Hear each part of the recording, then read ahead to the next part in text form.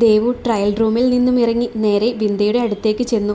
വിന്ദയാണെങ്കിൽ ആദ്യമായി ഡ്രസ്സ് എടുക്കുന്ന ഓരോ തിരക്കിലായിരുന്നു. ഡ്രസ്സ് എടുത്തോ കുഞ്ഞാറ്റെ? ദേവു ചോദിച്ചു. നോക്കിക്കൊണ്ടിരിക്കുക, നിനക്കുള്ളത് ഞാൻ സെറ്റാക്കി, വിന്ദ പറഞ്ഞു. ആദി ദേവുവിൻ്റെ പിന്നിലേക്ക് നോക്കി. അവിടെ ധ്രുവനില്ല എന്ന് കണ്ടതും ആദി ദേവുവിൻ്റെ മുഖത്തേക്കൊന്ന് നോക്കി. എവിടെ പോയി എന്ന് എനിക്കറിഞ്ഞുകൂടാ. ആദിയുടെ നോട്ടത്തിൻ്റെ അർത്ഥം മനസ്സിലായ പോലെ ദേവു പറഞ്ഞു. ദേവു, അവൻ നിന്നോട് പറഞ്ഞത് സത്യമാണ്. ധ്രുവനോടുള്ള വാശിക്ക് നീ എടുത്തു ചാടരുത്. അവന് ദേഷ്യം കൂടുതലാണ്. നിന്നോട് അവനൊരു പ്രത്യേക ഇഷ്ടമുണ്ട്. അത് നീ ആദി പറഞ്ഞു മുഴുവനാക്കുന്നതിന് മുന്നേ ധ്രുവൻ അവിടേക്ക് വന്നിരുന്നു. എനിക്കിവളോട് പ്രത്യേകിച്ച് ഒരു തേങ്ങയുമില്ല, ഇനി ഉണ്ടാകാനും പോകുന്നില്ല. പക്ഷേ നീ എന്നെ വെല്ലുവിളിക്കുന്ന പോലെയാണ് എല്ലാം പറഞ്ഞു നിർത്തിയത്. അതെനിക്ക് സഹിക്കാൻ പറ്റില്ല. നിന്റെ കല്യാണം ഞാൻ ജീവിച്ചിരിക്കുമ്പോൾ നടക്കില്ല, ധ്രുവ് പറഞ്ഞു. നിങ്ങൾക്ക് എന്താ വേണ്ടത്? എന്നെ എന്തിനാ ഇങ്ങനെ ഉപദ്രവിക്കുന്നത്? ദേവു ഒച്ച വെച്ചു. എല്ലാവരും അവരെ തന്നെ നോക്കാൻ തുടങ്ങി. സ്റ്റാലിനും മീനുവും അവിടേക്ക് വന്നു. നീയല്ലേടി കഴിവേറിയുടെ മോളെ എന്നെ ഇങ്ങനെയാക്കി തീർത്തത്? വേണ്ട വേണ്ട എന്ന് പറഞ്ഞതല്ലേടി ഞാൻ. അവളുടെ ഒരു കോപ്പിലെ പ്രേമം, ധ്രുവ് അലറി. കുഞ്ഞാറ്റെ, നീ വന്നേ, നമുക്ക് പോകാം, ദേവു പറഞ്ഞു. ദേവു, പോവല്ലേടി. എന്താ നിങ്ങൾ തമ്മിലുള്ളത്? ഒന്ന് നിർത്തിക്കേ രണ്ടാളും, മീനു പറഞ്ഞു. ഞാനല്ല, നിന്റെ ചേട്ടനാണ്, ദേവു പറഞ്ഞു. ധ്രുവ് ഒന്നും മിണ്ടാതെ അവിടെ നിന്നും ഇറങ്ങിപ്പോയി. ആ പോക്ക് അവൻ്റെ കൂടെ ആദിയും പോയി. മീനു, നീ ഡ്രസ്സ് ഏതാ എന്ന് വെച്ചാ വേണ്ടത് എടുത്തോട്ടാ. ദേവു, കുഞ്ഞാറ്റെ, നിങ്ങളും. ഞാൻ ഇപ്പോൾ വരാം എന്നും പറഞ്ഞ് സ്റ്റാലിനും അവരുടെ പിന്നാലെ പോയി. ഒരു പൊട്ടിക്കരച്ചിലോടെ ദേവു വിന്ദയെ കെട്ടിപ്പിടിച്ചു. മീനു ചുറ്റും കൂടി നിൽക്കുന്നവരെ നോക്കി. അതോടെ എല്ലാവരും അവിടെ നിന്നും മാറി മാറിപ്പോയി. എടാ ധ്രുവ, എന്തിനാ അവളോട് അങ്ങനെ പറയാൻ നിന്നത്? ആദി ചോദിച്ചു. പിന്നെ ഞാൻ എന്നാ വേണമെന്നാ നീ പറയുന്നേ? ഒരു 100 വട്ടം ഞാൻ അവളെ പറഞ്ഞു മനസ്സിലാക്കാൻ നിന്നു. ആ പന്ന മോൾക്ക് മനസ്സിലാവുന്നില്ല. കാറിൻ്റെ ബോണറ്റിൽ അടിച്ചുകൊണ്ട് ധ്രുവ് ദേഷ്യത്തിൽ പറഞ്ഞു നിർത്തി. ധ്രുവ, അവിടേക്ക് സ്റ്റാലിൻ വന്നു. സ്റ്റാലി, എനിക്കിതിൽ കൂടുതൽ പറ്റത്തില്ലടാ. How can I make her understand? Dhruv പറഞ്ഞു. നീ അത് വിട് ധ്രുവ. നീ പറഞ്ഞതുപോലെ അവൾക്ക് നീ പറഞ്ഞാൽ മനസ്സിലാവില്ല. അവളെ അങ്ങ് കെട്ടിക്കോ നീ. പിന്നെ നിങ്ങൾ സെറ്റായിട്ട് പതിയെ കാര്യങ്ങളെന്ന് പറഞ്ഞു കൊടുത്താൽ മതി, സ്റ്റാലിൻ പറഞ്ഞു. എടാ, എന്തുവാ ഈ പറയുന്നേ? അവളുടെ തന്ത ഇതിന് സമ്മതിക്കുമെന്ന് തോന്നുന്നുണ്ടോ? ആദി ചോദിച്ചു. അവളുടെ തന്തയെ വിട്. എനിക്ക് ഉണ്ട് ഒരു തന്ത. ആ സാധനം പോലും സമ്മതിക്കില്ല, ധ്രുവ് പറഞ്ഞു. മാന്യമായ രീതിയിൽ ചോദിച്ചാൽ കെട്ടിച്ചു തരില്ല. വഴി ഞാൻ പറഞ്ഞു തരാം, സ്റ്റാലിൻ പറഞ്ഞു. നീ മീനുവിനെ അടിച്ചുകൊണ്ട് പോയ പോലെയാണോ സ്റ്റാലി? ആദി ചോദിച്ചു. അങ്ങനെയല്ല, പക്ഷേ അങ്ങനെയാണ്, സ്റ്റാലിൻ ഒരു ചിരിയോടെ പറഞ്ഞു നിർത്തി. നീ ഇത് എന്തുവാ പറയുന്നേ? ധ്രുവ് ചോദിച്ചു. എടാ, ദേവും കുഞ്ഞാറ്റയും കല്യാണത്തിന് എന്തായാലും വരും. അമ്പലത്തിൽ വെച്ച് ഫലമായി നിനക്ക് അവളെ കെട്ടിക്കൂടെ? സ്റ്റാലിൻ ചോദിച്ചു. അതെന്തിനാടാ? ആദി ചോദിച്ചു.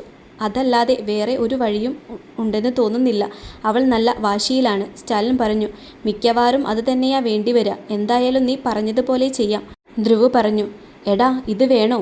ആദി ചോദിച്ചു. ഇതല്ലാതെ വേറെ വഴിയില്ല. കുറച്ച് സീനുണ്ടാകും. ഇനി അതൊന്നും നോക്കിയിട്ട് കാര്യമില്ല, ധ്രുവ് പറഞ്ഞു. പിന്നെ ഇനിയിപ്പോൾ കല്യാണം വരെ നീ അവളുടെ മുഖം പോലും നോക്കരുത്, സ്റ്റാലിൻ പറഞ്ഞു. അല്ലേലും എനിക്ക് അവളെ കാണണ്ട, ധ്രുവ് പറഞ്ഞു. എന്തോ? എങ്ങനെ? ആദി ചോദിച്ചു. പോടാ പോടാ, ധ്രുവ് നൈസായി വലിഞ്ഞു. രാത്രി വിന്ദയുടെ വീടിൻ്റെ ബാൽക്കണിയിൽ ഇരിക്കാണ് ആദി. അവൻ്റെ മടിയിലായി വിന്ദയും ഇരിപ്പുണ്ട്. വിരലുകൾ കോർത്ത് പിടിച്ചുകൊണ്ട് വിന്ദയുടെ കുഞ്ഞു കഴുത്തിൽ മുഖം അമർത്തിക്കൊണ്ട് ആദി ഇരുന്നു. അപ്പോൾ ധ്രുവേട്ടന് അവളോട് പറഞ്ഞൂടെ എല്ലാ കാര്യവും? അതോടെ ഓക്കെ ആവില്ലേ? വിന്ദ ചോദിച്ചു. ഏയ്, ഇപ്പോൾ ഒന്നും പറഞ്ഞാൽ ദേവുവിന് മനസ്സിലാവില്ല. അവളോടുള്ള വാശിക്ക് പറയാ എന്നേ വിചാരിക്കൂ. അതുകൊണ്ടാ ഇങ്ങനെയൊരു തീരുമാനമെടുത്തത്. ഇത് നീ മീനുവിനോട് പോലും പറയരുത് കേട്ടാ, ആദി പറഞ്ഞു. ഞാൻ പറയും, വിന്ദ മുഖം വീർപ്പിച്ചുകൊണ്ട് പറഞ്ഞു. നീ പറയോടി? ആദി ചോദിച്ചു. പറയും, വിന്ദ പറഞ്ഞു. അതോടെ ആദി വിന്ദയുടെ ടോപ്പിന് ഉള്ളിലേക്ക് കൈയിട്ടുകൊണ്ട് വയറിലൊന്ന് അമർത്തിപ്പിടിച്ചു. ദേവേട്ടാ, വിന്ദ ഒന്ന് വിറച്ചു. ആദിയുടെ കൈ അവളുടെ വയറിൽ പതിയെ പതിയെ തഴുകിക്കൊണ്ടിരുന്നു. വിന്ദ ആദിയുടെ മടിയിലിരുന്ന് പിടഞ്ഞുകൊണ്ട് ഒന്ന് കുറുകി. മിത്ര, ആദി അവളുടെ ചെവിയിൽ കടിച്ചു നുണഞ്ഞുകൊണ്ട് പതിയെ വിളിച്ചു. എന്തോ?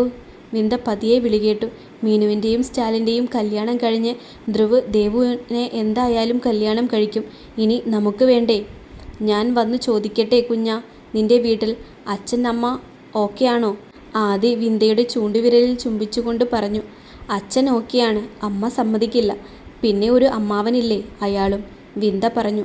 അപ്പോൾ നമ്മുടെ കല്യാണവും നിൻ്റെയും എൻ്റെയും ഒരു ആളുകളും ഇല്ലാതെ അല്ലേ? ആദി ചോദിച്ചു. എന്തിനാ എല്ലാവരും? നമുക്ക് നമ്മളില്ലേ? ദേവുവും മീനുവും ചാച്ചനും ധ്രുവേട്ടനുമില്ലേ? വിന്ദ ചോദിച്ചു. അപ്പോൾ നിനക്ക് ആഗ്രഹമില്ലേ മിത്ര, എല്ലാവരും ഒപ്പമുള്ള ഒരു കല്യാണം? ആദി ചോദിച്ചു. അതിന് വിന്ദ ഒന്ന് പുഞ്ചിരിച്ചുകൊണ്ട് ആദിയുടെ കൈ പിടിച്ചുകൊണ്ട് അവളുടെ വയറിലേക്ക് ഒന്നുകൂടി ചേർത്ത് വെച്ചു. ദേവേട്ട, എൻ്റെ അച്ഛനും അമ്മയും എനിക്ക് ഒരുപാട് ഇഷ്ടമാണ്. അവരെല്ലാം കൂടെയുള്ള ഒരു കല്യാണം എനിക്കും ഇഷ്ടമുള്ളതാണ്. പക്ഷേ എനിക്ക് നിങ്ങളെ വിട്ടുകൊടുക്കാൻ പറ്റില്ല. അതുകൊണ്ട് എനിക്കെൻ്റെ ഇഷ്ടങ്ങളെക്കാൾ വലുത് എൻ്റെ ഈ ദേവേട്ടനാണ്, വിന്ദ പറഞ്ഞു. ആദി വിന്ദയുടെ നെറ്റിയിലൊന്ന് ചുംബിച്ചുകൊണ്ട് വിന്ദയെ ഇറുകെ കെട്ടിപ്പിടിച്ചു. വിന്ദയും ആദിയെ തിരിച്ച് കെട്ടിപ്പിടിച്ചു അവളുടെ നെഞ്ചിലേക്ക് ചേർത്ത് പിടിച്ചു.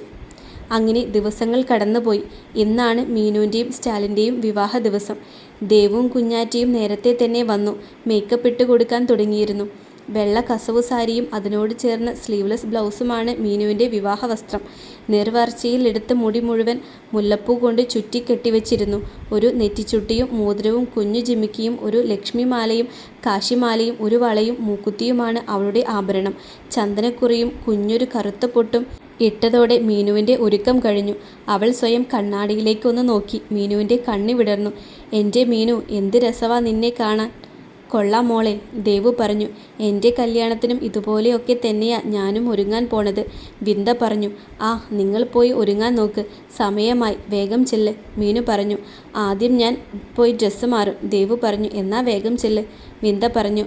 ജസ്റ്റ് എ മിനിറ്റ്, ദേവു പറഞ്ഞു.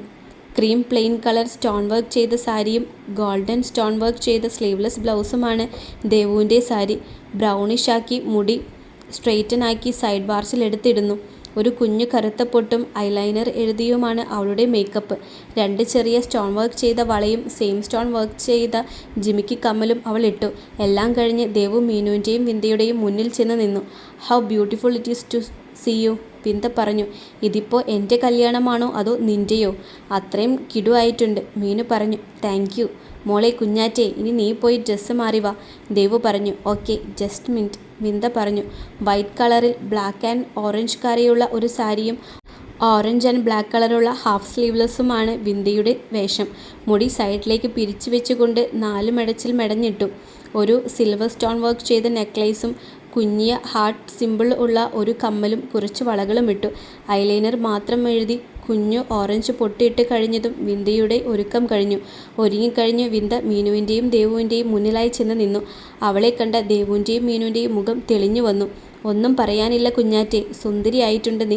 ഇത്രയും സുന്ദരിയായിരുന്നു, ദേവു ചോദിച്ചു. സത്യം, വേറെ ഏതോ ആളായ പോലെ തോന്നുവാ കുഞ്ഞാറ്റെ, മീനു പറഞ്ഞു. Thank you.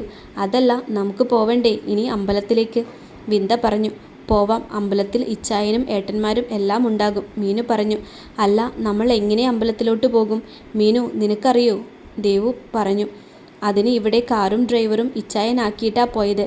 അവിടെ ചെന്ന് എല്ലാം സെറ്റാക്കേണ്ടേ? ആ ഒരു കാര്യത്തിനാണ് ആൺപിള്ളേർ നേരത്തെ പോയത്, മീനു സാരി ഒന്നുകൂടെ ശരിയാക്കിക്കൊണ്ട് പറഞ്ഞു. വിന്ദ ഒന്നും മിണ്ടിയില്ല. കാരണം അവിടെ എന്താ നടക്കാൻ പോണത് എന്ന് അവൾക്കറിയാമായിരുന്നു. എന്നാൽ നമുക്കിറങ്ങാം, സമയം കുറേ ആയില്ലേ, മീനു വാ, ദേവു ഇരുന്നിടത്ത് നിന്നും എഴുന്നേറ്റുകൊണ്ട് പറഞ്ഞു. അങ്ങനെ മീനുവും ദേവുവും വിന്ദയും കൂടെ ആ വീട്ടിൽ നിന്നും ഇറങ്ങി. മീനുവും ദേവുവും ആദ്യം തന്നെ കാറിൽ കയറിയിരുന്നു. വിന്ദ വീടിൻ്റെ ഡോർ പൂട്ടി. മനസ്സിൽ നല്ലോണം പ്രാർത്ഥിച്ചാണ് ഇറങ്ങിയത്. വിന്ദ കയറിയിരുന്ന് ഡോർ അടച്ചതും കാർ അമ്പലം ലക്ഷ്യമാക്കി ചീറിപ്പാഞ്ഞു.